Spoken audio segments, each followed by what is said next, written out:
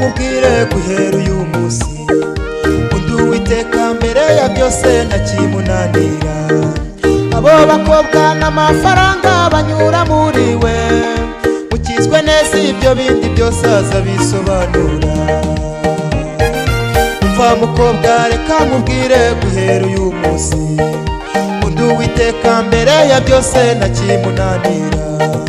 Abo bahungu n'amafaranga banyura muri we, mukizwe neza ibyo bindi byose azabisobanura. Hari ikimanize kubabwira kuri uyu musozi, mukiranuke mbere ya byose ibindi bize nyuma. Mugire ubwenge mu nshuti zanyu mutazarimbuka, yo kuko Satani ahora abahiga amanywa n'amajoro. Hari ikimanize kubabwira kuri uyu musozi, mukiranuke mbere ya byose ibindi bize nyuma. Mugire ubwenge mu nshuti zanyu mutazarimbuka, yo kuko Satani ahora abahiga amanywa n'amajoro.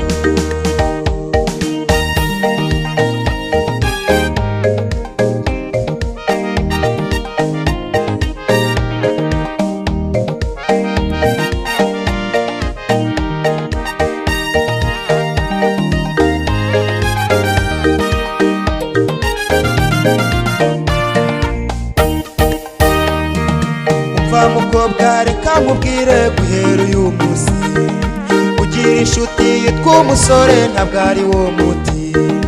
Abo bahungu barahinduka bakaba nk'intare, ariko Yesu ntajya ahinduka ngo agutererane. Umva muhungu reka nkubwire guhera uyu munsi ugira inshuti yitwa umukobwa ntabwo ari wo muti. Abo bakobwa barahinduka bakaba nk'intare, ariko Yesu ntajya ahinduka ngo agutererane. Hari ikimanize kubabwira kuri uyu musozi, mukiranuke mbere ya byose ibindi bize nyuma. Mugire ubwenge mu nshuti zanyu mutazarimbuka, yo kuko Satani ahora abahiga amanywa n'amajoro. Hari ikimanize kubabwira kuri uyu musozi, mukiranuke mbere ya byose ibindi bize nyuma. Mugire ubwenge mu nshuti zanyu mutazarimbuka, yo kuko Satani ahora abahiga amanywa n'amajoro. Hari abajya bibwira urukundo rwarenze igipimo, Samusoni we yakunze Delila ariko izababaye.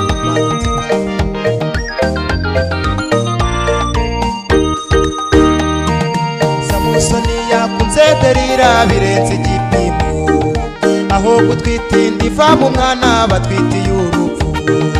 Nimube maso mutazapfa nk'urwo rupfu bapfuye, mukiranuke ibyo bindi byose bizaza hanyuma.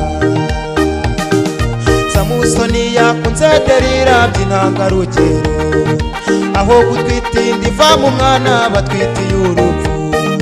Nimube maso mutazapfa nk'urwo rupfu bapfuye, mukiranuke ibyo bindi byose bizaza hanyuma. Hari ikimanize kubabwira mwa basore mwe, mukiranuke mbere ya byose ibindi bize nyuma. Mugire ubwenge mu nshuti zanyu mutazarimbuka, yo kuko Satani ahora abahiga amanywa n'amajoro. Hari ikimanize kubabwira mwa bakobwa mwe, mukiranuke mbere ya byose ibindi bize nyuma. Mugire ubwenge mu nshuti zanyu mutazarimbuka, yo kuko Satani ahora abahiga amanywa n'amajoro. Hari ikimanize kubabwira mwa babyeyi mwe, mukiranuke mbere ya byose ibindi bize nyuma. Mugire ubwenge mu nshuti zanyu mutazarimbuka, yo kuko Satani ahora abahiga amanywa n'amajoro. Yo kuko Satani ahora abahiga amanywa n'amajoro.